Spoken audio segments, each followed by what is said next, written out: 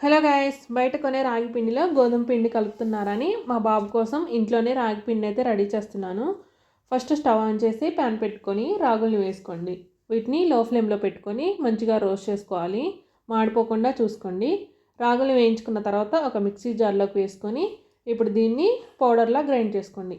మెత్తగా గ్రైండ్ చేసుకున్న తర్వాత ఒక ప్లేట్లోకి వేసుకొని దీన్ని వెడల్పుగా అనుకొని కాసేపు పక్కన పెట్టుకోండి.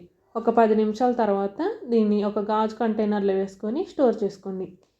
ఈ రాగి పిండిని మా బాబు కోసం నేను ఎలా యూస్ చేస్తానో చూపిస్తాను చూడండి.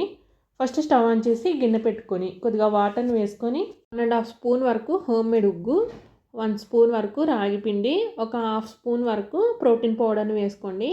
హోమ్ మేడ్ ఉగ్గు రెసిపీ అలాగే ప్రోటీన్ పౌడర్ రెసిపీ మన ఛానల్లో ఉంది, కావాలంటే చూడండి. ఇప్పుడు అంతా ఒకసారి కలుపుకొని దగ్గర పడేంత వరకు మధ్య మధ్యలో కలుపుకుంటూ ఉడికించుకోండి. కొద్దిగా దగ్గర పడిన తర్వాత ఒక గిన్నెలోకి తీసుకోండి. కన్సిస్టెన్సీ వీడియోలో చూపిస్తున్నట్టు ఉండాలి. ఇది చల్లారితే గట్టిగా అయిపోతుంది. ఇలా చేసి పిల్లలకి ఫీడ్ చేయండి.